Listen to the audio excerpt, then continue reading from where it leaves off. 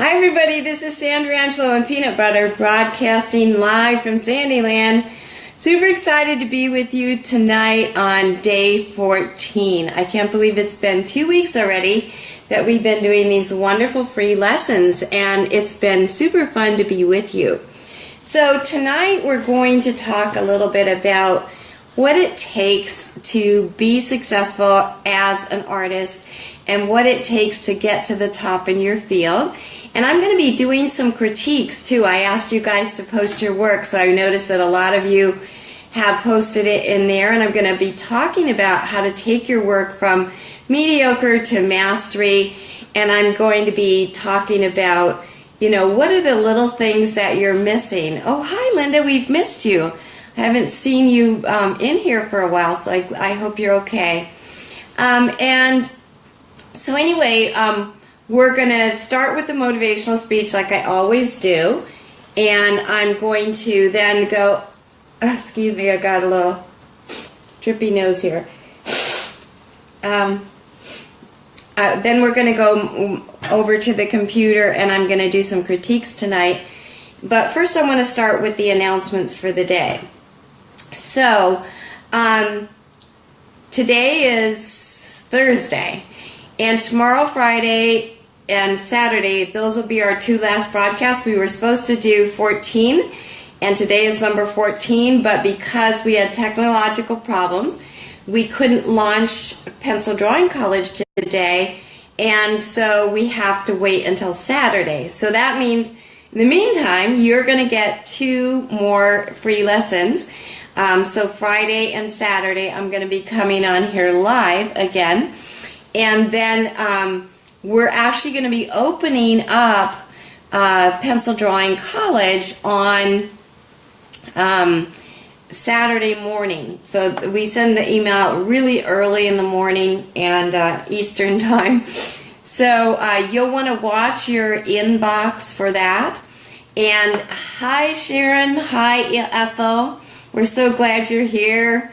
Hi Clover, hi Boyd, hi Lori, hi Linda. We have so many people here tonight, and I'm super excited. So anyway, back to my announcements. We're going to have 2 extra broadcasts because we had a problem, and so we're actually going to be doing a broadcast tomorrow, Friday, and a broadcast on Saturday. And of course, Sunday's my day of rest. But we're opening up Pencil Drawing College for the first time. It's been going for 28 years, but we didn't have it online before. And so we're actually going to be putting it online, and a few people are going to get in. We're not going to have many spaces available because I'm actually going to be giving one-on-one coaching, kind of like I'm doing tonight, in that group, and so we have to keep it pretty small. And then we've had a few spaces open up in the apprenticeship program, the atelier, and so no matter whether or not you're advanced or just getting started, you're still eligible to go in that, but we're going to take applications to make sure that we put the right kind of people in that program. It's a year-long program where you go from 1st grade to 7th grade in 1 year, and it's epic. Pencil Drawing College is 1st grade, and that it's a month of coaching and then 6 months access. Okay, hi Christina, she's coming in from Kentucky, and so anyway, I'm going to get started today with the motivational talk. And this morning, in the morning, I feed my brain and I feed my body because I need energy and fuel for both. And people just don't realize how important the brain is, that it's actually something that you need to exercise and something that you need to feed and something that you need to guard. And so I don't watch the news. I don't want any negativity in my brain, and I can't change it, so it doesn't make any sense for me to watch all those negative people because all they do is talk about what's going bad in the world. And so I do watch the Good News Network. And if I travel, I will watch the news just because I want to be, sure that I need to know if there's something going on that I need to avoid, like weather or whatever. And so So anyway, I feed my brain in the morning, and this morning when I was feeding my brain, I was reading this story that was just so inspiring. I always read excerpts from the Bible and guideposts, and Joel Osteen, who's also a Christian and does real positive motivational books as well. I'm reading one right now called Wake Up to Hope. And so this is something that I read in his book this morning, Wake Up to Hope. So he was talking about this woman who had a disease, and if you've read the Bible, I'm sure you're familiar with the story. She'd been sick for 12 years, and she'd tried all the doctors. She spent a lot of money trying to get well, and just nothing was working. But she heard that Jesus was coming to town, and he was a healer. Everybody knew that he was healing people, and so she decided she would try to get near him so that she could finally be healed. And there's two things I want you to think about with her. Number one, she kept trying for 12 years. How many of you have had a dream that you gave up on after a few tries? I mean, success almost never happens after one try. Never. So you have to keep trying over and over. She'd been trying for 12 years, seeking all this medical advice and spending money on doctors and all that, and it didn't work. But she didn't give up. And so Jesus came, but there was lots of crowds around him, and she couldn't get close to him. So she thought, well, if I could just reach out and touch the hem of his garment, then I would be healed. And so sure enough, she was able to get close enough that she was able to touch his garment, and she was instantly healed. And the crazy thing is that Jesus turned around and said, "Who just touched me?" Well, there was a huge crowd around him, so there was lots of people touching him. But he knew that some of the power had gone out of him because he was a conduit for God's power. And so,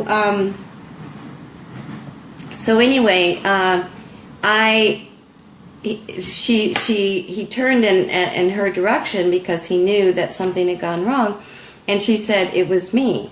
I think she might have been a little intimidated, with him asking her that. But again, she was a brave woman who was not giving up on her dream of getting well. And she said to him, "I was the one who touched your garment." And Jesus said to her, "Your faith is what made you well." Isn't that interesting? He didn't say it was because you touched my garment or because I healed you. He said it was your faith that made you well. She believed she could, and so she did. She believed she could get well. And so she reached out and just touched the hem of his garment because she believed that much in the power of God to help her. And I want to ask you, how many of you believe in the power of God to help you with your dreams? I've said this a whole bunch of times during these 14 days. I started out in a metal folding chair from Kmart because I couldn't afford a desk chair. I was on a cardboard table that was tattered, again from Kmart. Couldn't afford a computer, was writing on a yellow legal pad with a pen and paper, and I wrote down my dreams. I wrote down that I was going to be a world-famous master. I was going to make more than $1 million selling my art and my skills, and I was going to become an award-winning producer, award-winning author, and all this when I didn't have the money. I was working 4 jobs. I didn't have the time. I was busy. I didn't have the talent. I was a bad artist. I was mediocre. I'd never had a writing course. I mean, it was preposterous for me to think that could happen. But I believed. I believed in the power of my dreams. And you know what? I personally feel... Peanut butter. Stop photobombing. Peanut butter, sit down. I personally believe that your dreams are whispers. Whispers from the Father telling you what you're supposed to be doing. That's one reason I go in every day and spend time with Him, because He whispers to me. There's a verse in the Bible that says, "Be still and know that I am God." When you sit quietly with him, it has to be not like 2 minutes. I'll sit with him for an hour, half an hour minimum in the morning, and then some days I'll sit with him for an hour or sometimes 2 hours, depending on how much help I need. And I just talk to him, and I listen, and I read, and it comes to me what I'm supposed to be doing. And you know what I'm supposed to be doing? I'm supposed to be helping you. That's my job. That's what he assigned me to do. He told me that I'm supposed to be a catalyst who gives people the skills so that they can make their paper look like the creative ideas in their head. Because it's so frustrating when you have all these ideas and you can't make your paper and your canvas look like that. And everyone knows when they're looking at their work and it's mediocre. You know that. And you want it to be better. I mean, you wouldn't be listening to me and you wouldn't be showing up every night if you weren't the kind of person that wants to be really good. And so my assignment in the world, the reason that I was born, and everything that I've done in my life that's led up to this point, has all prepared me to help you and to take you where you need to go. I am your guide. I am your catalyst. And I am the coach who can make those dreams come true, because I've been doing it for 28 years and I know it works. It's worked thousands of times for people on 5 continents. And I've seen it happen over and over. I've watched so many miracles. It's just ridiculous. Not just miracles about how the art becomes amazing, but the changes in people's lives. I'm just going to tell you a couple of them. One guy called me from, I think it was New Jersey, and he said, "I am bipolar." That's manic depressive. It's a chemical imbalance in the brain that people struggle with, and it has been classified as a mental illness, but it's just a chemical imbalance. And so he told me that he had so much manic energy, he had to work 2 8-hour jobs, so he was working 16 hours a day, and he didn't have a life because all he did was work because he was so manic. And he found out about me, and he ordered my course. And he took the course, and he called me to thank me for giving him his life back. He says, "You know what? Now that I draw, I'm so relaxed. I only need one job." So he only works 1 8-hour job, and I basically gave him 40 hours a week back just by teaching him to draw. And all I was doing was teaching him to draw. But art has tremendous power. It transforms lives in so many ways. Another lady called, it was shortly after 9/11 when that horrible thing happened in New York. And this is crazy. She said, "I'm calling you because I just want you to know what a difference you've made with your art course." The one that we do at Pencil Drawing College. She said, I was in the tower on the day of 9/11. And she said, I used to go in early to work to do my drawing. And it was changing my life because it made me so relaxed, because New York is just a crazy place. And she said it was just really relaxing me. And now I feel like I need to call you and get another book, because I don't know how I'm going to cope with the stress of watching my fellow co-workers and everything and all that all the people that I lost. I need another book so I can calm down and relax the way I was doing it. I said, "Honey, you got the book, give me your address and we'll send it to you." And so she was talking about how she needed that to cope with this god-awful, one of the worst things that's happened in our country. Another lady called, and she said, at the time, I had a secretary answering the phone, but she was sick, so I was answering it. And in those days, I didn't do that much in the way of videos and television, and so nobody really knew my voice. And so I answered the phone, and I said, Discover Art with Sandra, how may I help you?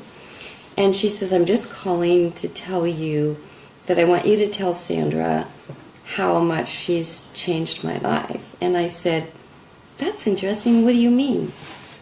And she said, "Well, my husband and my baby both have cancer. And she said, my life is just grueling beyond what I can even describe. But she said, I take care of them all day, and then at the end of the day, when they're in bed, I go into my studio and I sit in my chair and I close the door. And she says, I'm about to cry. She says, I put Sandra on the video recorder, and she says, she takes me to another world. And I draw along with her, and she says, when I'm in that other world, I gain the strength and the energy to cope with what I'm going through. And she said, I kind of feel like a drug addict calling my pusher. She said, I finished the course and I need another one. I don't think I can do life without this. And so we've set her up with the next course. She had finished grade 1, so we set her up with grade 2. Another guy called, and he was a psychologist. And I said, he called from Illinois, where I used to live, and he said, I just wanted to call and speak to Sandra to tell her about the curative powers of her courses. So my secretary got me on the phone, and I said, hi, how may I help you? And he says, I just wanted to let you know how much your art courses have changed my practice. And I said, really? Tell me about that.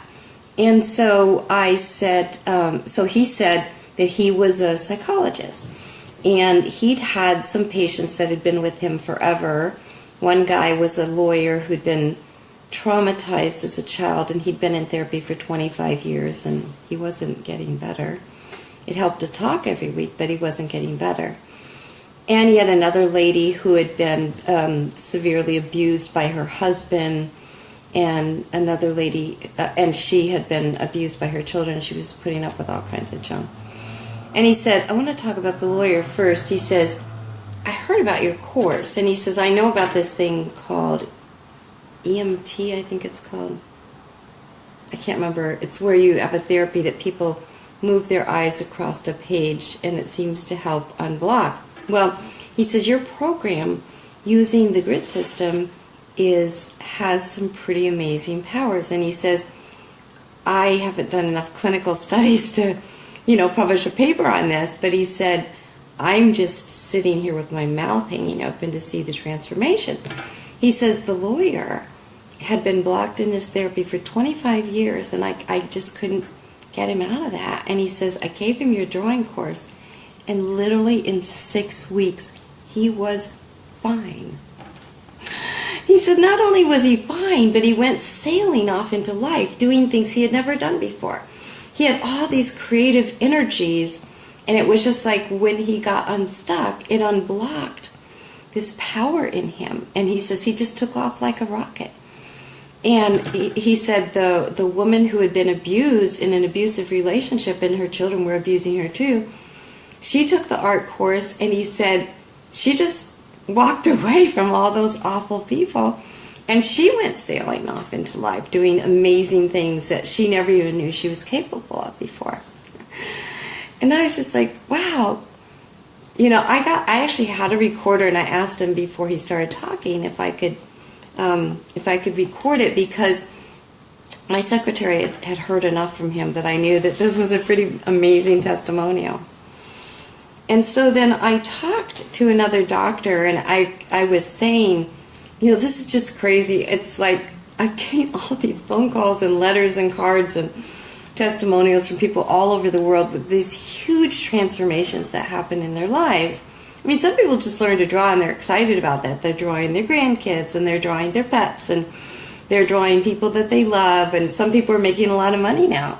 As a world-famous artist. One of my ladies who had to take the course 3 times because she was so bad, she became a #1 illustrator for a top political magazine. And, the success was just epic that was happening. But these were things that were kind of outside the box. It was like things I just didn't expect. And so I was talking to this doctor about it, and says, I almost feel like my art course is like snake oil. It's like it cures all these things that I don't even I'm just teaching art. I'm just teaching people how to draw. But there's something about my system that seems to be working neurologically and psychologically. And I said, I'm just really curious. And he says, well, he said, a bunch of us doctors have been, steeped in the left brain stuff. We weren't allowed to take creative things in school because our American system is very left brain.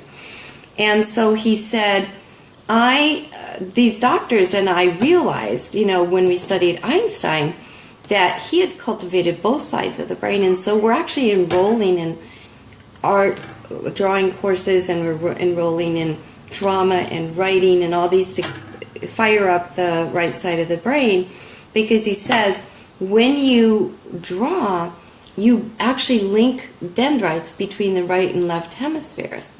And he said the reason that it seems like you're selling snake oil is because you're giving people access to the right side of the brain. And the right side of the brain is where people solve problems. And so he said that's why you're getting such a variety of solutions, is because you're giving access to people's own problem-solving center in their brain.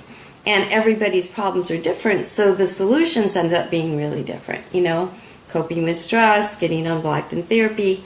I even had people call and said their sales went up afterwards. I'm like, first of all, I can't claim anything like that. That would be illegal. First of all, I only got to be in biology, and I don't have a little white coat. And I can't prove any of this, but I just know what people have been telling me. And I know what's happened to me.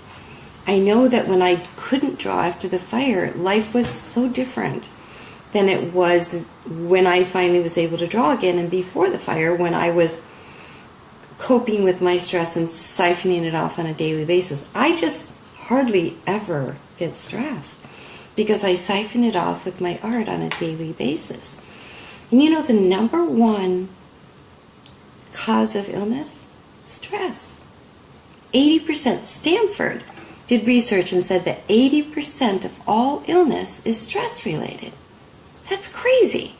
So why wouldn't you do something that's going to siphon off that stress to keep yourself from getting ill? After you pass 40, I would say before 40, health is pretty much a given for most people. But after 40, it's a choice. And you have to program yourself in such a way that you're consciously making decisions that are going to keep you vital and healthy and growing, and you have to exercise your brain. It's a muscle. And so anyway, those were just a few of the kind of unusual reports that I've heard back. But I've heard tons of reports of people just being elated that they have a hobby now and they aren't bored, like especially retired people.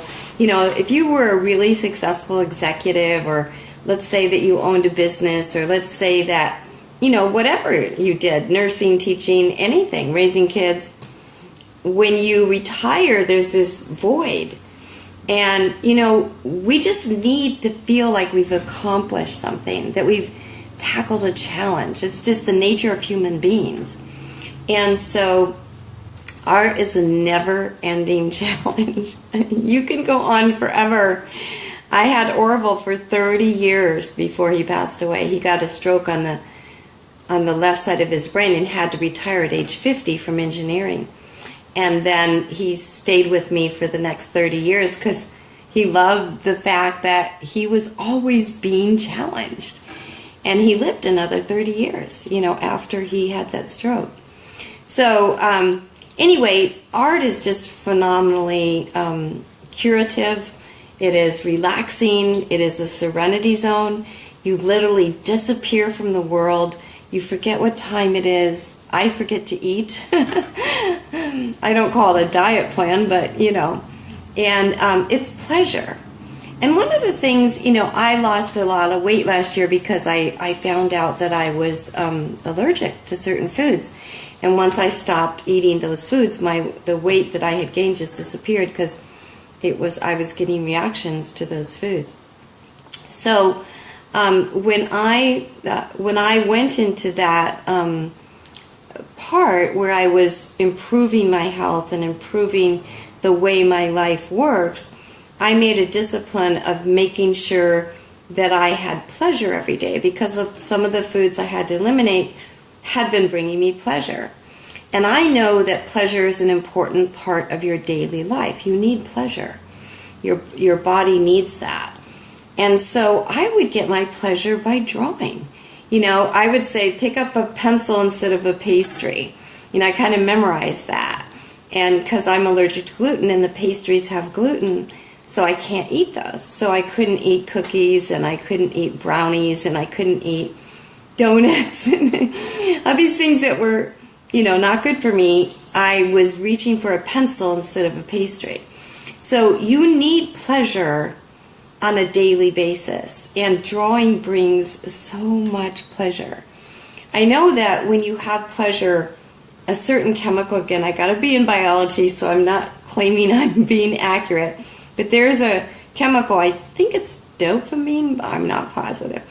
Anyway, there's a chemical released in your brain when you have pleasure. And so you can feed your brain with pleasure on purpose and in a positive, healthy way instead of a negative way. Okay? I had been, unbeknownst to me, when I was allergic to all that stuff, I had been looking for pleasure in the wrong places, in brownies and donuts, and I got it right. There's somebody scientific on here that said I was right about dopamine. But I've never had a man in a white coat test me when I was drawing. But I'm guessing there's dopamine firing up in my brain when I'm drawing, because it is so pleasurable. Peanut butter, stop photobombing. Sit down. And so art is just, it's like the multivitamin. It's just good in so many ways. It's good for your body. That dopamine. I'm not claiming that, so don't quote me on that. But I'm sure that I know for sure it's pleasure that's going on in my brain, and it's good for the relaxation. So you get rid of that stress. 80% of all illness is stress-related, and according to Stanford. And it also frees you from that accumulation of stress. I don't know if you've ever been through really stressful situations, and it just gets worse. It's like you're building up this pressure inside, and you can't release it, and then finally it's over and you can unwind, but then you usually fall in the corner like a balloon that's flying around the room backwards and lands in the corner in a little heap, because you haven't been siphoning it off daily. And so that's why drawing is so important for you on a daily basis. Now here's the thing. We humans are fickle. I don't know how many of you have ever made New Year's resolutions. We're on day 11. So if you made a New Year's resolution and you still are keeping it, you're probably the exception. Most people don't even go a full, 2 or 3 weeks. We're just not, we're not self-directed enough. We need that accountability. And when you're in a group where there's somebody coaching you and they're asking you, what are your goals? Did you meet them last week? Or what are your goals for this week? And they're coming in to critique your work, you need that accountability, because that's how you get to your goals. That's how I got to my goals with my coach and increasing my business. And that's one reason that even though I was with him for 2 years and I really, really improved, I stayed with him because I need that group accountability, and I need the feeding that comes from being in the presence of other people who are also hardworking and ambitious and really serious, and you become like the people that you hang out with. So if you hang out with people who are aspiring and trying and encouraging, it will really feed you too. And there can be a little competition. Like in my atelier, we have 2 or 3 top, artists in there. And it's really funny. When we went behind the scenes and they were honest with me, they were saying that, when one got all this praise and accolades, the other one was a little jealous and worked harder. I think that's healthy competition. And then the other thing is just the inspiration of being around people. That the creativity is a synergistic occurrence. And I can remember when I used to teach at the prep school, I really looked forward to my vacation. So, because I was getting all this stimulation in the classroom, all these creative ideas, and I was around all these other people who were doing creative things, and because I was the instructor, I didn't have time to do all that myself. I just had time to work up the projects. And so I was really looking forward to this prolonged vacation. I think it might have been summer. And the funniest thing happened. When I had the 3 months to draw, I wasn't inspired anymore, because it was being in the midst of those people that kept me going and kept me, striving and kept me trying. I remember when I had a fellowship at Rhode Island School of Design, I was chosen as the #1 art coach in the whole United States. That was mind-boggling after I used to be so bad. But I remember at Rhode Island School of Design that they had these studios, and we each had our own room where we could easily work. But we would go to the studios, because even if it was, 3 o'clock in the morning and they were, you weren't talking to them, you were just drawing or painting, there was something about that physical presence that gave you that creative synergy. There's just a synergistic effect that comes from being around others who are also working on creative projects. And so working alone is never a real exciting or creative thing. So it's really important to be in a group of other people who are like-minded. And I was listening to another coach that I work with, who was talking about masterminds today, and she was just saying how important it is to be in a group of people who think like you do. And I feel that way 100%. I can't tell you how many times I've been in different situations, which I won't mention because I don't want to sound like I'm bad-mouthing anybody, but different situations where there just wasn't anybody I could relate to. There just wasn't anyone ambitious. There wasn't anybody going for their dreams. There wasn't anybody who was striving to be better. They were just settling for what comes their way. And I never settle. I always want to be my best. It really bugs me. I mean, I tend to attract perfectionists because I think I'm not as perfectionistic as I used to be.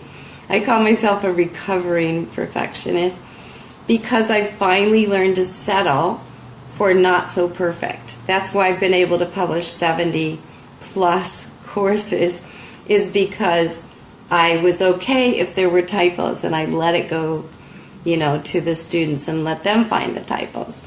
And I was okay with, it not being perfect. I even started writing books before I was all that great. I just had to be greater than the people I was teaching.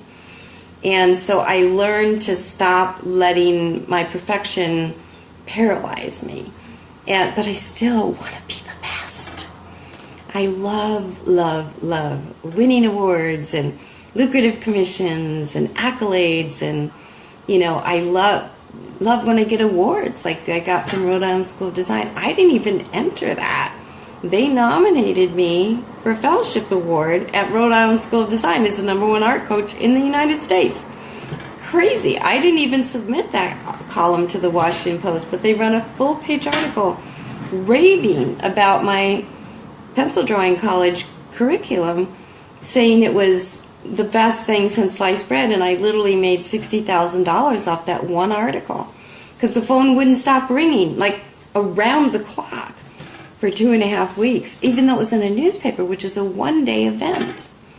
It just never stopped ringing because they wrote I was just the best, and that was syndicated in 46 newspapers, and I got invited to television shows to talk about it, and to teach the announcers on Good Morning Texas can y'all teach us how to draw in 7 minutes? And I did it. I did it. And so anyway, success snowballs, but it comes from having a mindset where you hang out with people who are like you in the sense that they want to be better. That doesn't mean they're great, because most of the students that come to my pencil drawing college are drawing stick figures. In fact, for 20 years, I wouldn't take anybody who had talent. I only worked with people who were pitiful, people like me, whose art was so bad it never made it to their mom's fridge. But then after 20 years, people were just pounding on the door and begging me to let them in, even though they were talented. And so I finally let them come with the proviso that they had to follow the curriculum. Because the problem with talented people is they don't follow instructions. And I don't want to work with people who don't improve. I mean, you can be the worst artist. This lady that I had to take my course 3 times, it was so funny. She was one of my early students. And I was teaching at an adult education program in those days. And she was a math teacher. And she came up to me after a couple of weeks of my drawing class. It was when I first taught, tongue twister, a course called So You Thought You Couldn't Draw. And she came up to me and she said to me, I'm so excited. I always wanted to be in art, but my family forced me into something that they thought I could support myself with, which is so stupid. I know so many millionaire artists. Tell you about that in a minute. But she said, I decided I'm going to change my major now from math to art. And I looked at her work, and I didn't say anything. She was awful. And this was when I first started. So I didn't know that I could take people. This was when I was first learning that I could do it. I think it was in my first class.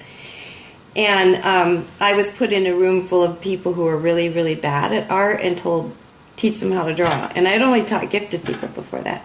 And that's when I discovered my talent, which is turning anybody into an artist, amazing artist. So I encouraged her because that's what I'm like. I'm a cheerleader. And she had to repeat 3 times before she finally got it. And then she went off sailing into the world. And I heard from her a couple years later. Well, actually, what happened was I was reading this prominent publication, #1 art publisher in the United States, probably in the world, publishes examples of the very best, the creme de la creme in the art world. And there was an article about her, in this illustrator's thing. And they were talking about how amazing she was. I mean, talk about a proud mom, a doubting mom, because at first I didn't know she could do it. I didn't know I could make her into an amazing artist. And she had been doing, so I got back in touch with her, and she'd been doing fabulous portraits for this national political magazine and earning a living doing this, doing art. And she had to do my course 3 times. But I never gave up on her, and she never gave up on herself. And so it isn't your talent that takes you to the top, it's the it factor. And I'll tell you the 3 it factors that I look for when I invite people into the atelier. Even if they're stick figures, they can get into the atelier. #1, tenacity. These people don't give up. They keep doing it till they get it right. And #2 is teachability. They follow the instructions. And that's why the recipe works, because this recipe is tried and true. It's been done for 28 years, and if you don't follow it, you're not going to succeed. And then they have to be a nice person and won't let anybody into the art village who's cranky or who tells us all about their operations or talks about politics or talks about the news, or anybody who's negative. They don't make it. And so those are 3 things I look for in somebody. Now, getting back to my comment about millionaire artists, I know so many artists who are ridiculously successful. One of them is that student that had to take my course 3 times, and here she was published in this national magazine, their annual, where they review fabulous artists. And she was my baby. Here was my baby written up. And when I wrote, I was a columnist for the Artist magazine and American Artist and Art Materials Today. I had my own column in Michael's Arts and Crafts magazines and so forth. So I would interview masters a lot. And Mary Engelbreit, I don't know if you know her work. I'm a big fan of hers. You can kind of tell from my bracelets.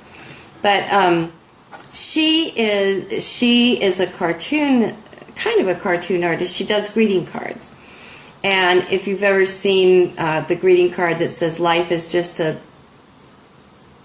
chair of bowlies or bowl of cherries or something like that, or she has that one that snap out of it, you know, those are some of her more famous designs. So I called her, and I was writing a column for the marketing section of the Artist magazine. So I was interviewing her about her amazing success. And she was a colored pencil drawing greeting card artist, and she had learned how to license her work, which is one of the things we teach in the atelier. And she had a full-blown company. She's now licensing her art and designs on over 900 products. And she has, you know, greeting cards and tins and blankets and, you know, everything you can think of, a calendar, everything you can think of. And you know what? She's made $1 billion with a B. She's a greeting card artist. You know, greeting cards pay about 5 to 10 cents in royalties. You know, but she understood how to follow the path to success, and she started licensing her work, and she built this amazing company, and her job every day is to draw. She has a whole staff around her that, you know, takes her work to the top. You know, so anybody who thinks that artists can't make it, they're full of it. Sorry. Let me just show you this one guy on my wall. This guy was in the same class with the illustrator. This is by Grant Peacock. Okay? See if I can tilt this properly. Ah, there we go. Okay, so this is a painting by Grant Peacock. And you can see his work at, I'll give you the URL later. But anyway, I taught him how to draw when he was 17. He was in the same class with that illustrator who was not good enough and became amazing.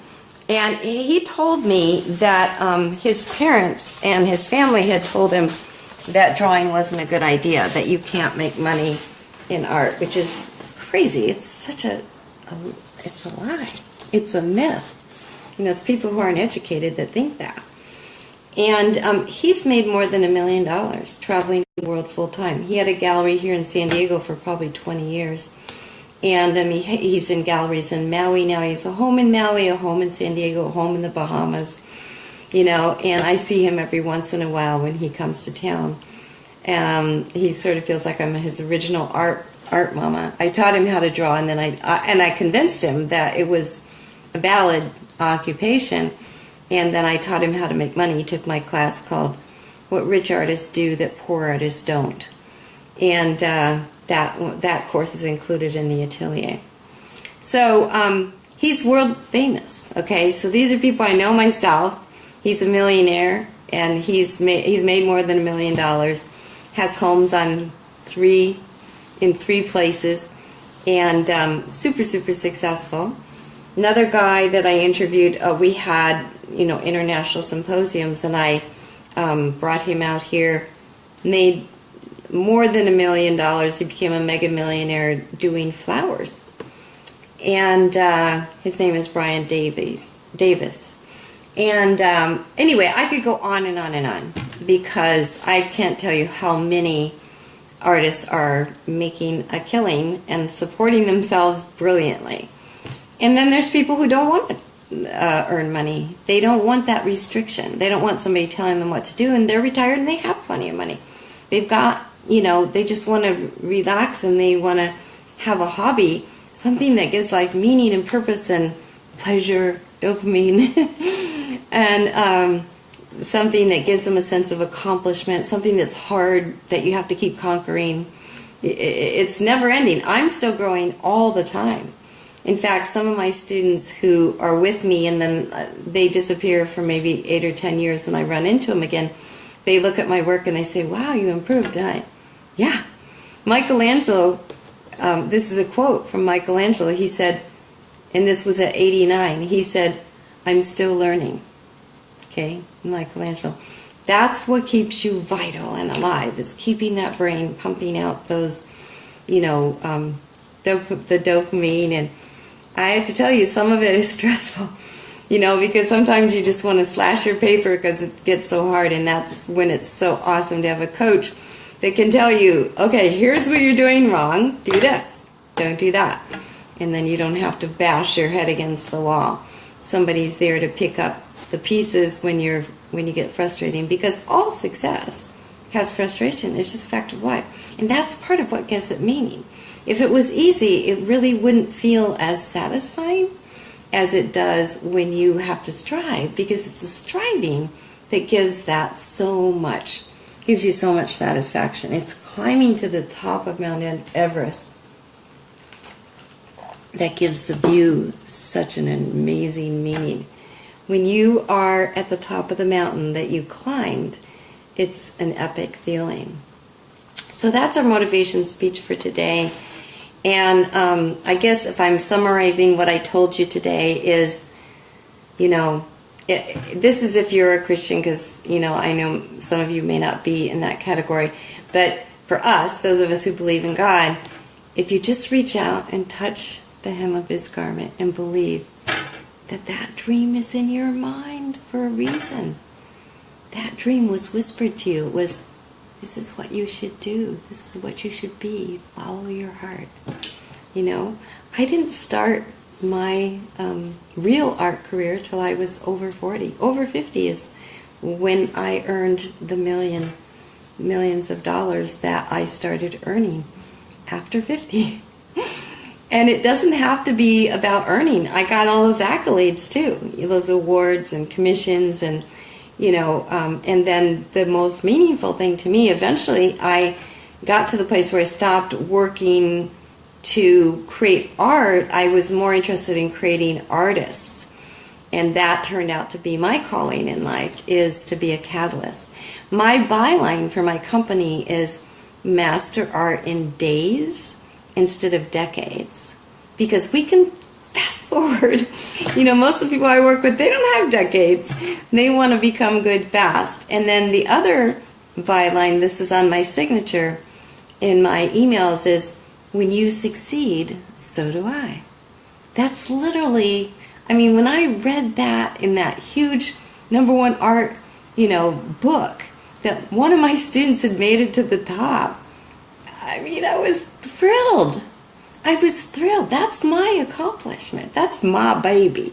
I'm your art mama, your very art mother, sitting in the audience going, yeah, way to go. I knew you could do it. I knew you could do it. And that turned out to be what I was created to be. I was created to make you amazing. And I love doing that. So we're going to be opening Pencil Drawing College on Saturday morning. If you're signed up at pencildrawingcollege.com, you will get an email in your box on Saturday morning to join us in Pencil Drawing College, which is grade 1. We have 7 grades in the Angelo program. And even if you sign up for Pencil Drawing College, you could still be eligible to upgrade to the Atelier, because we have a few spaces available, and we're going to send out some invitations to fill those spots. And so, that's what's coming next. The Atelier invitations won't go out until next week, but Pencil Drawing College, all the people who sign up for that will be given an application to go to the Atelier, and even anybody who's interested, we're going to send out invitations, and we go through a process of weeding out the people who don't belong, because we're very picky about who gets in there. It's a very special group of people, and you need to be the right kind of person. And remember, the ingredients are tenacity, teachability, and you have to be nice. We don't want any crabby people in there. Okay, so I'm going to go over in just a minute to do critiques, and I want to say that critiques can hurt your feelings, especially if I don't already have a relationship with you. I don't want you to feel like I'm criticizing your art. Your art is every single piece that was put up there. A lot of hard work went into it, and you guys are doing great. But I also know that you want to know what you're doing wrong. And so in the atelier and in Pencil Drawing College, I tell you both. I tell you what you're doing right and what you're doing wrong. Because you need to know what you're doing right. You need to know that you got a lot of it correct. And that you're only missing certain ingredients. And so that way you're going to be encouraged and not just kicked in the stomach where you're just like, oh, I can't draw, I'm going to give it up. Or where I don't encourage you so much that I don't tell you what you're doing wrong, and then you're mediocre and no one ever hires you. Somebody does need to tell you. So I'm going to do a little bit of critiquing tonight, which is similar to what I do in the atelier and the Pencil Drawing College. And then tomorrow on our broadcast, I'm actually going to open up tomorrow? Yeah, I think it's tomorrow. I'm going to open up Pencil Drawing College and kind of show you what's inside so you kind of know what it is. And we don't do what's called a money-back guarantee, and the reason we don't is because the people who want that generally are the people who don't show up. They don't want to do the work. They think it's a magic wand. And we just found out that they were not the best people for our programs. So we don't do that. But what we do is we give you 2 weeks of what it's like to be in the Art Village, so you can kind of know what's in store for you. And then we kind of give you a little bit of a sneak peek inside there so you see what's in the program. Because we don't want anybody to sign up who doesn't belong. So that's what we do. We give you, it's kind of like a free taste. It's like you go to Costco and they're handing out samples and you try it. You like this one, you don't like that one. You buy that one because you like it. You don't buy that because you don't like it. So we don't want anybody in there who's not going to like it. Remember, we want nice people. So we don't want what's called the haters, the people who are critical and mean, wicked, bad, and nasty. We don't let them in. Okay, so I'm going to just take a minute to read your... I think I'm going to walk over there first, and then I'm going to take a minute to read what you've been posting, because I love it when you make comments.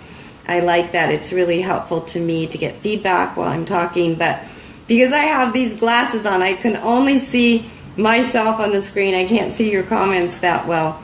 So I'm going to go get my closer glasses when I move over to that side of the room, and then I will come back in here and give you some critiques, and then I'll come back over here and we'll wrap it up. Okay, so I'm going to try to switch the camera to look on the computer instead of here, and once in a while my blondness kicks in. Being blonde wears me out, and so sometimes I hit the wrong button, and if I do that, just go to Sandyland where it says discussion, click on that, and you'll see me pop back up again. Okay? So I'm going to try to hit this button without any blondness involved and see if I can get it go straight to the other screen.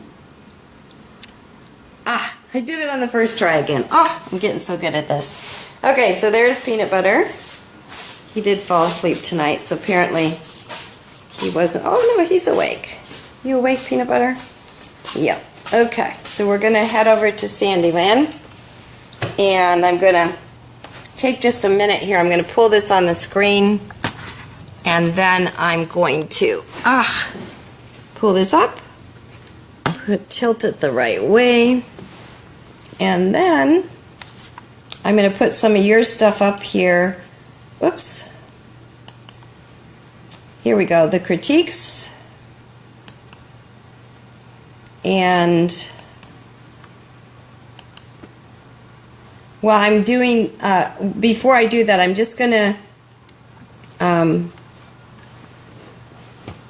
I'm going to read your comments. Maria says that blondes are okay. Thank you, Maria.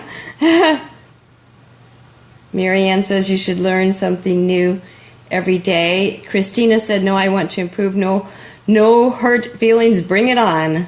Bring on the critique. Okay? Never too old to start something new. Learn all the time, day by day, Boyd says. Maria says, not mine, I want to hear. So she says, bring on the critique. Love your inspirational messages, says Donna. Even I am not too old to do this. Good for you, Donna. My oldest student that started in my drawing class so far started at 91, so I don't think anyone here is older than that. I think you are amazing, Sandra. Oh, Marianne, obviously you have taste and breeding. Thank you. I fought off the idea that it's too late for me to be starting to learn art. Oh dear, don't even say that, Clover. No such thing. Let's see. Patricia's saying, I'm a little late. Couldn't wait for tonight's talk. You're so right, been preparing for our winter weather. Yeah, art is a great way to get through the winter because, there's not that much to look forward to. Most of you can't go outdoors, and so it's really awesome to have something to do while you're inside. It makes the winter just fly by. Okay. Kathleen's having trouble with the internet. Pencil's not a pastry. Yeah, that's a good analogy. Stress-reducing work. Let's see. Diana says, I'm a little late. Busy day. Glad to hear your voice tonight. Oh, that's so nice of you to say that. Diana, I'm so glad you made it. Be sure and go back and watch from the beginning. Robert Teeble's here. Super happy to see you again.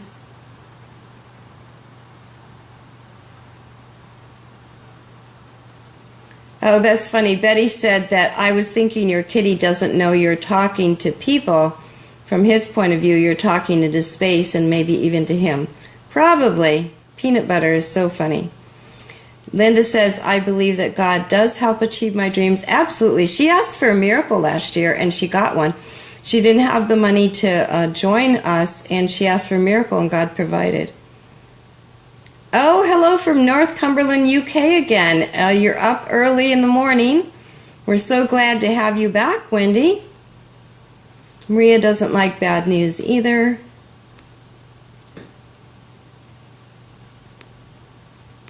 Okay, Ethel's joined us. Ethel works, and she's still fitting this into her schedule. Ethel's in the atelier. She got invited this year. Lavana. Lavana and Simone are there, her kitty, so the kitty's watching the kitty. Might be a romance between your kitty and mine, if she's a girl. Peanut Butter's looking for a girlfriend. Okay, I think I got all the comments, so let me just go quickly now and start doing some critiques. So this is Sharon, who is drawing her puppy. It's a little hard to see when you use a phone instead of a scanner. Scanners are easier to see. But I'm going to blow this up here and say that you've got a beautiful job on this texture. This little puppy looks so cute. I think it's a Chihuahua. And you've done a great job on shading this texture. I would like to see a little bit stronger composition and a little bit more depth in here too, but really nice. Good job. So let's see, Patricia.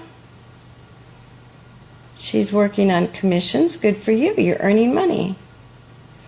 Yesterday, will we ever see Toast? Yesterday, I posted some pictures of Toast. She just is a Greta Garbo. But I posted some pictures in yesterday's lesson, and if you watch yesterday's video, you'll see her. Okay. So this is nice. I'm assuming this is colored pencil. And you've done a nice job with the texture of the fur again. I would say your number one problem is you've got a little bit of trouble with the texture down here.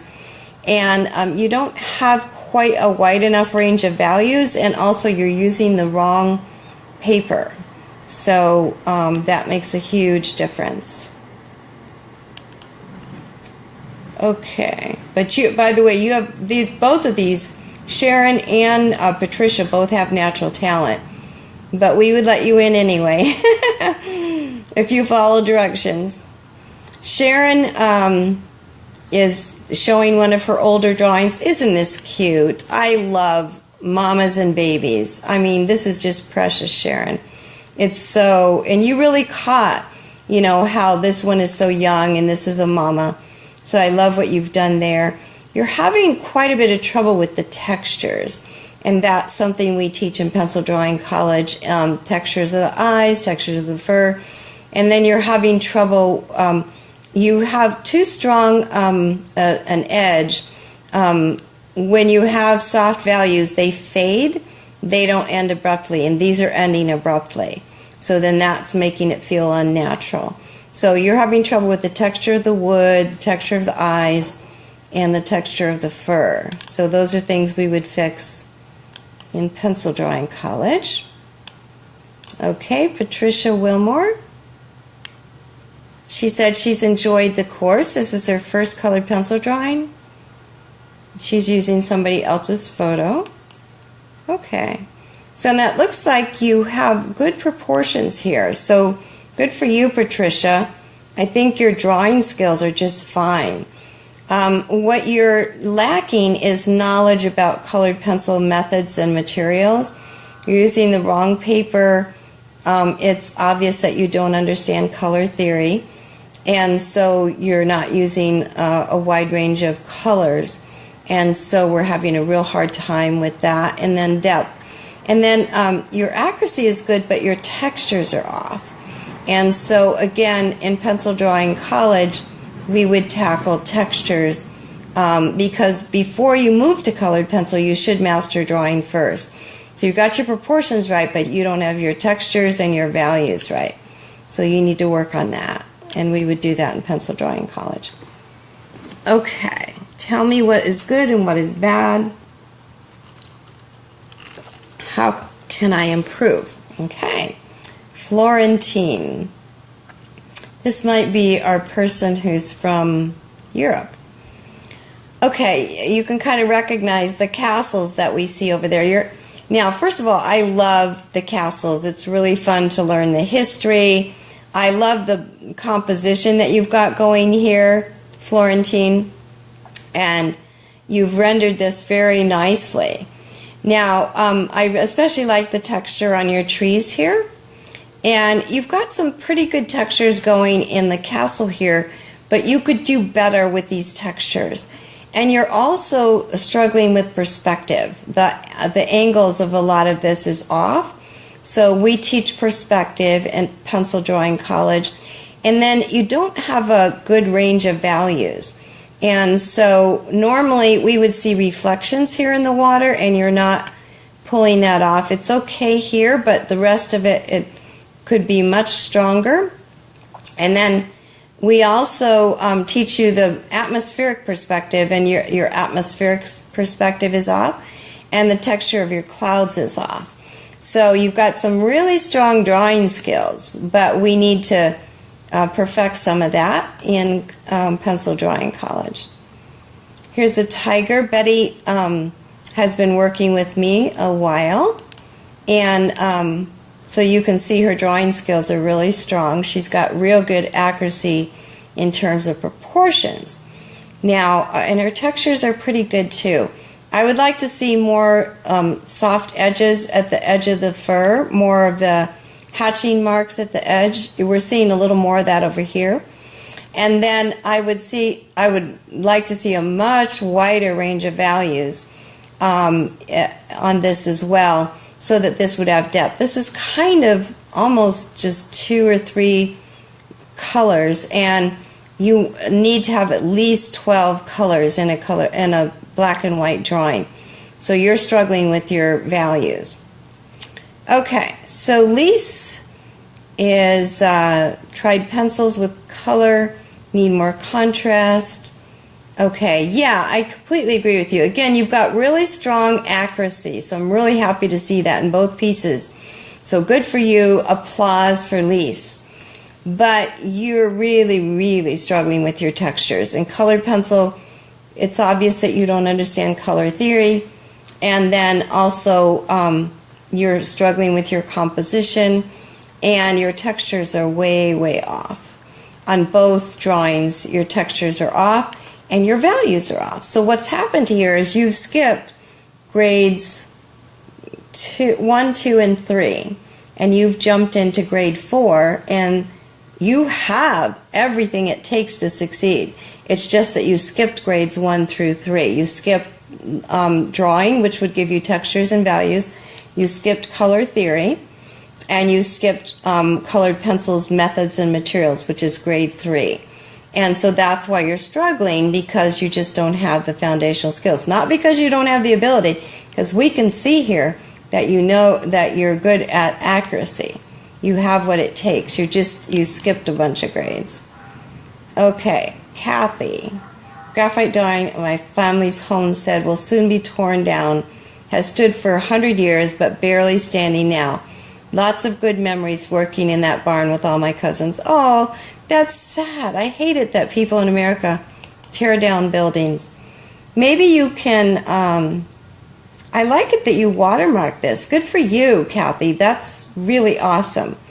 Maybe you could salvage some of the pieces of wood and make, I don't know if you've ever watched Fixer Upper, but a lot of times they will make countertops and cupboards and bookcases out of the wood from a family heirloom. So maybe you can do that. Okay, so let's talk about your textures. Now, you have some textures that are fairly good. This one in particular, this tree, is really nice. This one, you're really struggling, especially in this area, and you don't have a wide range of values. You just kind of have dark and medium. And so, again, we want to see at least 12 different colors. You're having a little bit of trouble with the perspective, especially right in here. And but let's applaud you for drawing this, and take lots of pictures so that you can draw it again, even after it's being torn down, because this is absolutely something worth preserving and something that your family will really treasure as part of their history. So you can go back and draw it again later. So you have what it takes. It's just that you skipped grade 1 and need to go back and learn how to do values, textures, and how to work on your proportions, which is where we deal with perspective. Okay. Dawn. Cat I did 4 years ago. Wow. I bet you love this kitty. It really shows in the work, Dawn. I don't know if this is one of your kitties or not, but I'm super delighted when I see people draw their pets. Now, you're having trouble with your accuracy. So that means that you've probably skipped grade number 1 because your drawing skills are a little wobbly, and you're really having trouble with textures and values. And the texture of the eyes are off, and this transition here is not soft. Your proportions are off as well. But I applaud you for posting this and for drawing your kitty cat, and you absolutely have what it takes. You just need to go back and pick up those drawing skills in grade 1, and then you're just going to be so amazing. I mean, it's just ridiculous how quickly you become good. And thanks for the compliments for the other students. That shows me that you have what it takes to be in here. And look at all you guys complimenting each other. Isn't that nice? See, those are all my Atelier students. They know to click like on other people's work. Okay, so Kathleen is saying, I did this 10 years ago, pastel and colored pencil, mixed media using my own photo. And isn't this nice? Clover complimented her. You know, it's so important to compliment each other. I mean, just even these likes, that means the world to people when you click like on some, and when you click like on things that I post. Everybody wants likes, don't we? Okay, so first of all, I just love the action. You said you took this photo and you really, really captured that action, so I'm super proud of you for that. It looks like your drawing skills for accuracy are sort of okay. I feel like there's some problems with the anatomy here, especially in this area right here. And you're having a really, excuse me, I've got some frog in my throat. You're having a really hard problem with depth, and that's because, and color. That's because you skipped part of grade 1 and you skipped all of grade 2, which is color theory, and you skipped grade 3, which is colored pencil methods and materials. So you're using the wrong paper and you're using the wrong colors, especially in the background. Those colors are not in the same family as these colors, and so there's a discoordinate problem going on. We can see this too much. You don't understand atmospheric perspective, and you're having trouble with your composition, you're having trouble with your color theory, and you're having trouble with color mixing and the paper's methods and materials. So you've got a lot going on that's really good here. This is absolutely worth pursuing, but I'd like to see you go back and pick up some stronger drawing skills and then master color theory and master colored pencil, and you could come back and just hit this one out of the park. There's some really good elements. Your drawing skills in here are really good. The drawing skills in the head are really good. It's fractured in here, and there's some problems in here as well. And then your shading is a little off. And again, that if you don't learn how to shade in black and white, it's going to translate into colored pencil. And then just this whole concept of how to create depth on a piece of paper so that things look dimensional, that you pick up in grade 1, which is pencil drawing college, and then it translates when you go into grade 3 and you're working with colored pencils. So that's what you're struggling with, and that's what you did right. Okay, Sandra Lane, I did this over a few days. Okay, and she worked from a free photo. Okay, wow, I'm so proud of you, Sandra. I mean, this is, I'm trying to remember where you're from. I think you're from Australia. But I am so proud of you for showing up so many times. Look at, she's doing this right now. Well, she got the date wrong. This couldn't be March 1st, 2018, because we haven't been there yet. But maybe she meant January. Oh, you know what? This shows she is from down under, because they put the day first and then the month and then the year. So that goes to show that I'm just in a different culture. That's funny. So she did this on the 3rd day of January in 2018, and she got the date right. I have written 2017 so many times this year. So you did an amazing job with your accuracy here. I don't see the original, so I don't know for sure. But you're really struggling with your accuracy down here and your depth. You really need to work on values and textures, and so that's where you're struggling. And then we would work on the eyes, and we would work on the depth in the ears and the beak and all of that. But you're off to a really good start. I'm sorry that my camera's tilted awkward. Let me see if I can put my chair up and if that will help. Yeah, that's a little better. Sorry that it's crooked, but I'm sitting in a lazy boy. Okay, so you are off to an amazing start, Sandra. You have a lot of potential, but you definitely need pencil drawing college for sure. Okay, Christina, thank you for doing the critiques. I don't have enough values. My texture's not right, especially the hair. I may not make it all the way to mine, but just hearing the critiques of other people's art is helpful. Yes, you know, we record all the critiques in Pencil Drawing College so that you have access to them, because you learn as much from listening to other people's critiques as you do from listening to your own.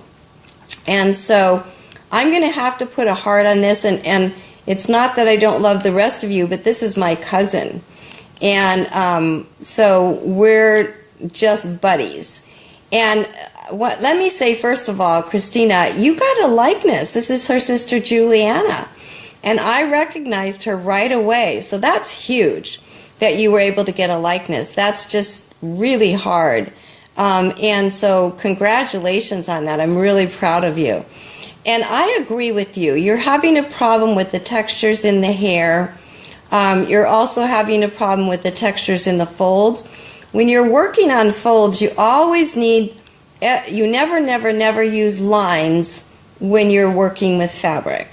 You always, the lines are, the values create the edges of the shadows, not, you never use a line, okay? Same in faces, you never use lines in faces.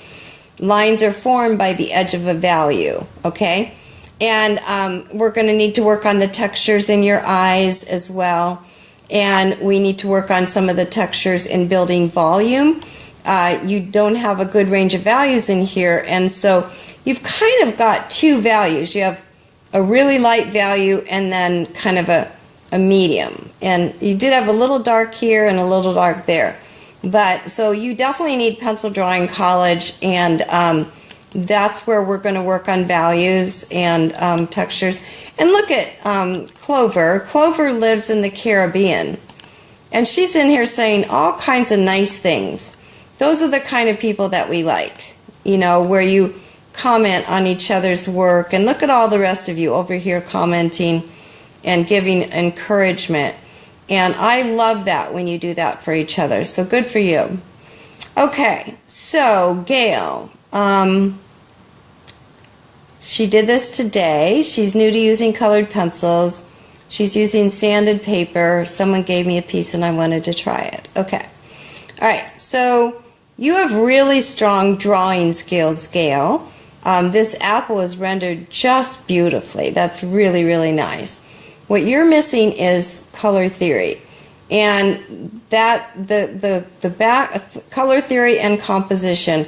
The background in this is not working for this particular still life, and it's partly because you don't understand color harmony, and so you're using the wrong colors in the background and colors that are not in the same family as the apple.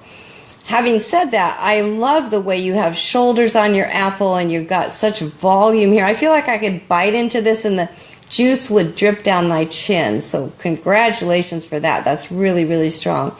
So you're missing color theory, and you're also missing colored pencil. Because in colored pencil, we would teach you how to use the right kind of paper, the right kind of pencils, but you'd want to take color theory and colored pencil first, and maybe even, spiff up your drawing skills in pencil drawing college. Okay, so this is Clover. She's using her husband's alias, David Lee, but this is my Clover, who is from the Caribbean. And Princess Peach, who's also Autumn Grace, she did it this past September. It's so tiny. I did graphite and then colored pencil. Okay, so Clover, you're off to a really good start. I don't see the photo, so I don't know for sure if you are accurate, but it seems to have, the proportions seem to be really good, and the anatomy seems to be right. What you're really, really struggling with is the textures. The textures are way, way off in the hair. And so, and hair's tricky. You know, that's, we actually learn, in pencil drawing college, we learn the hair texture on animals first, because it's just not as intimidating to learn it on an animal, and then that same texture can be used on humans. I mean, I'm sure you've seen people with hair that looks like poodle fur, you know, some of those people who have their hair permed every few months. And my hair looks like a Yorkie, Yorkie dog. And so, but you've gotten a nice range of values in here. You're having a little trouble with the texture of the eyes, and your composition is pretty strong too. I see some smudging, and I really, really discourage that, because you can achieve a much better range of values and gradations if you just learn how to use pencils correctly.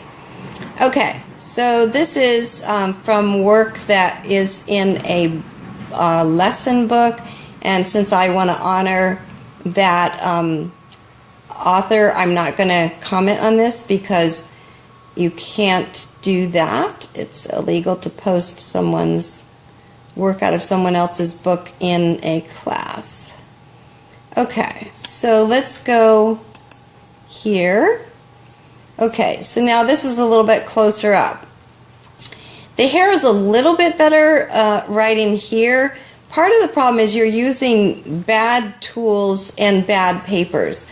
I think you're using charcoal or something like that, and it's really difficult to, I mean, charcoal can be worked with, but it's just, there's no point in using it because there's so much better tools out there, and charcoal is also toxic to breathe the powders. So that would be the first comment I would have on this. And then the second one is you're really having trouble with the texture in your eyes, and you did a good job on the mouth, and the nose isn't too bad, but you've got that same problem of a line at the edge, and we always want everything to be faded in the shadow area. You really need to work on your textures in the hair. It looks like your accuracy is pretty cool. I can't see the original, so I don't know. I'm wondering what's going on over here. It's kind of funky, you know. I don't know if it's, I don't know because I can't see the picture. It seems like something's wrong with the anatomy in both of these places as far as I can tell. So you have some really strong talent with pencil drawing college. You could knock all those things that you're struggling with. You could knock those off your list, and you could soar. Okay, Clover gets big points because she said she loves being with me and that I'm a blessing. I always appreciate gratitude. I work really hard for you guys, and it means a lot to me when you appreciate it. So thanks, Clover. I appreciate the kudos. Okay, Mary's having trouble finding the critique. I don't know what her question is, so I don't understand her question. Okay, so technical blondness, hope the attachment of the beginning drawing of my daughter will give you some idea of my struggles. Okay, so Donna's been in my course before, so you can see her proportions are good. What you're really struggling with is textures. Your textures are all really off. So you're struggling with the texture of hair, you're struggling with the texture of skin, the texture of teeth, the texture of eyes, and the texture of these glasses, and the texture of the fabric and so forth. So you really need pencil drawing college where you could master textures. And let me just give you a little tip. When you draw teeth, you never want to have a line between the teeth. If there's anything at all, it's a little bit of a shadow. If you put line between the teeth, it tends to make them look rotten. Okay? And then you're also struggling with values. You don't have any depth in here. You've only really got about 2 or 3 values going on. You have this one, the white of the paper, and a little bit darker here. And again, we want at least 10 to 12 values in every drawing so we can see depth. But here's what you did right, Donna. Those proportions are awesome. So it looks like this is going to be a fun thing to draw. And you did a lot right, and with a little bit of work on in the pencil drawing college, you should be doing just great soon. Diana's working through 101. Okay, that you can post work that is your beginning stuff, but thank you for honoring my copyrights and not posting work out of the book. Okay, so it looks like that's it for our critiques for tonight. So I'm going to head back over to the to my drawing table, and I'm going to talk about the importance of critiques and how important that is for everyone who wants to be a success in any field. Okay, so let me just head back over there, and thank you for putting your stuff up there. You know, it's kind of hard to make yourself that vulnerable. You know, it's a real challenge, and I want you to know you will be treated with kindness and gentleness in all the critiques that we do in pencil drawing college, because we know how important it is to keep your psyche in good shape. Okay, let's see if this blonde can manage to do it right twice. I did. I got it right twice. 2 times in a row. Okay, so we're going to wrap up now. And I want to just kind of summarize. But first I want to talk about the value of critiques. Oh, somebody says they love my butler. Yeah, everybody should have a butler. Now, if I could just get him to do more than hold my drink. His name is, let's see, what did I call him? Jeeves. His name is Jeeves. And so he's fun to have around.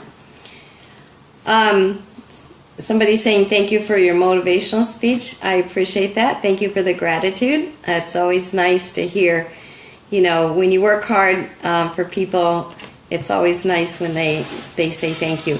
You know, there was this message in the Bible where Jesus healed 10 lepers.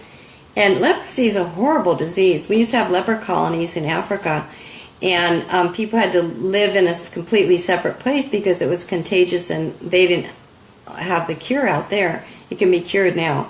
But they would lose limbs, and it was a horrible disease. And Jesus cured 10 lepers. And you know what? Only one said thank you. Only one said thank you. And when I read that in the Bible, I realized how important it is to tell people when they're doing something well. And I literally, if somebody gives me good service on the phone, or tonight, you know, I went down and got my dinner. I get this shepherd's pie from the Cheesecake Factory, which I love, their shepherd's pie. It's such great comfort food. And the lady did a good job of waiting on me. I poked some, you know, dollars in her little tip jar, but I also said to her, you know, you're doing a really good job. I really appreciate you fixing my dinner, but you're just handling this really well. And it just meant the world to her. She just beamed from ear to ear. And then she finished my transaction, and then she said again, thank you so much. You know, almost, she's there tonight serving hundreds of people coming in. I bet I'm the only one who said thank you. I bet I'm the only one. You know, and when I get good service on the phone, I'll ask, can I tell your supervisor how wonderful you are? Because it's great to tell them how wonderful they are, but it's even better to tell their boss. And so I would just encourage you to have an attitude of gratitude and to tell people when they're doing things right. Just like today when I did the critiques, I told you what you did right. Because you guys, every single one of you, have what it takes. I mean, there was accuracy there. There was, you know, some of you had good textures. Some of you had, you know, really strong talent. Some of you were just getting started. But like I said, I've worked with the worst. A lady who had to take my class 3 times. Went to the very top in the United States. So it's not where you start. It's how hard you work to get where you want to go. So the value of critiques, so important, so important. I had a meeting with my coach yesterday, and I'm in a mastermind group in that he took people, just like I invite people into the atelier if I see that they have the it factor. He invites the people in his program. He has, I think, like 350 in his coaching program. But he invites the ones that are kind of in the top, I think it's like 30, into this private program, and then I was invited into the top 10. And so he meets with us, and he helps us work on things. And I was going down this path that I thought, you know, was a really good idea.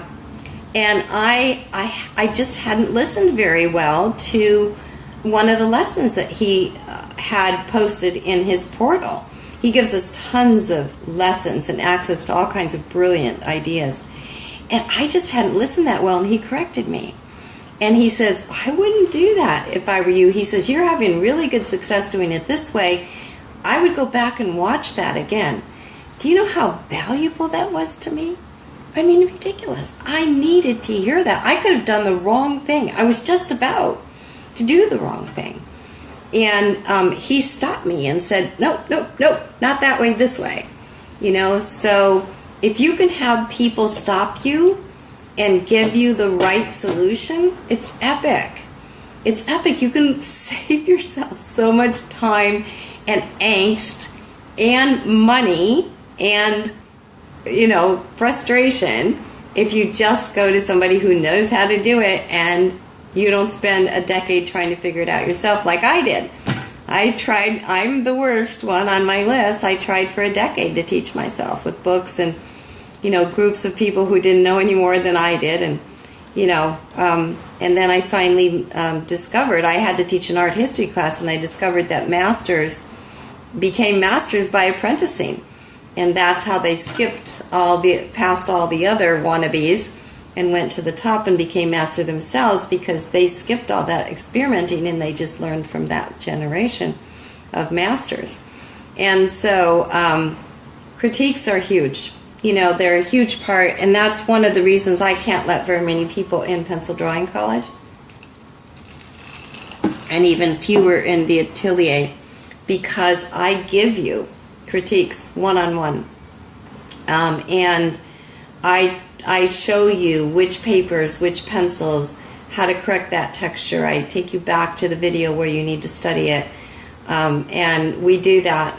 You get critique from me and a critique from a master that just finished the atelier, who is epic himself.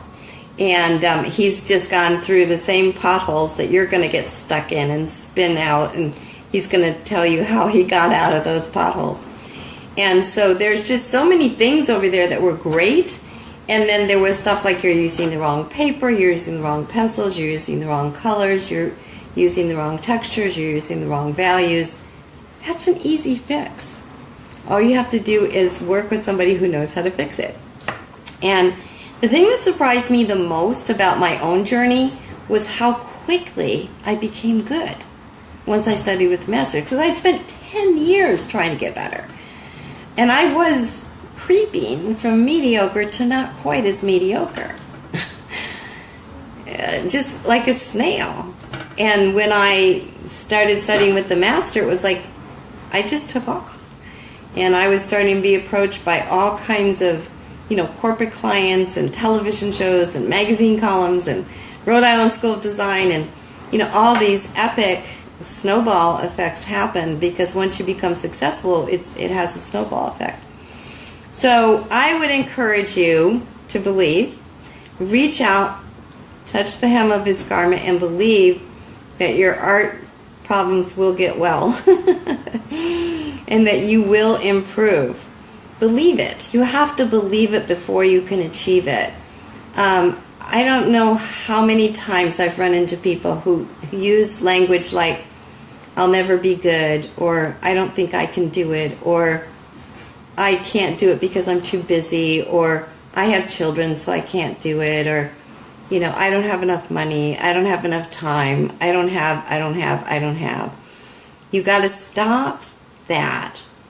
And even though there was a crowd around Jesus and she couldn't get to him, she just reached out and touched the hem of his garment. She believed that she could get help.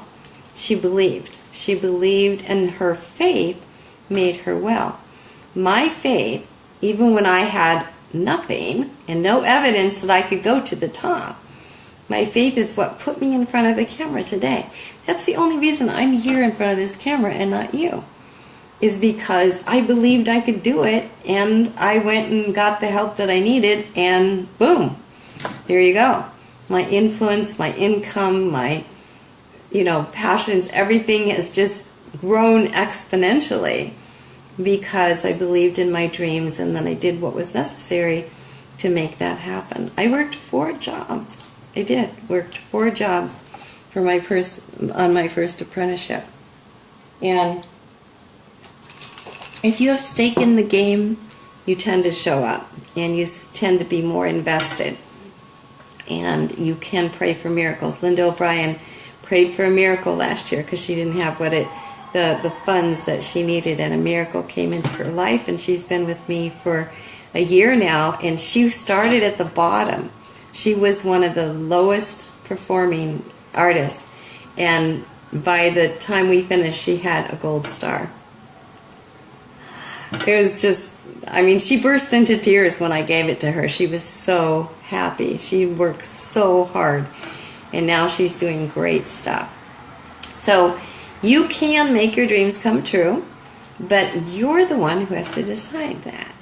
The only person who can make your dreams come true is the person in the mirror. Because if you don't believe it and decide to follow that, I can't help you. I can only help you if you take that first step and, come to the programs where you can get the help that you need. Some of the help that we saw up there. Lots of really amazing potential up there tonight. Thanks everybody for posting. Epic. And some of you were way at the beginning, and some of you were more advanced and had really strong, parts of your drawings. And it doesn't matter where you are. Linda started way at the bottom, and she had a gold star by the end. So she outdistanced. That's that old tortoise in the hare thing. The tortoise won the race just because he kept trying. And the rabbit was just a little too cocky. So I'm going to, tomorrow we're going to be opening up the behind the scenes stuff in Pencil Drawing College, so you can see a little bit more about what it's like, so you know what you'd be signing up for. And I just want to make the distinction between Pencil Drawing College and the Atelier.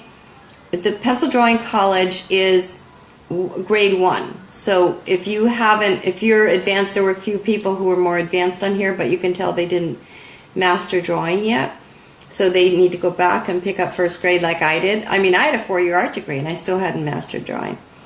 So they need to go back and pick that up.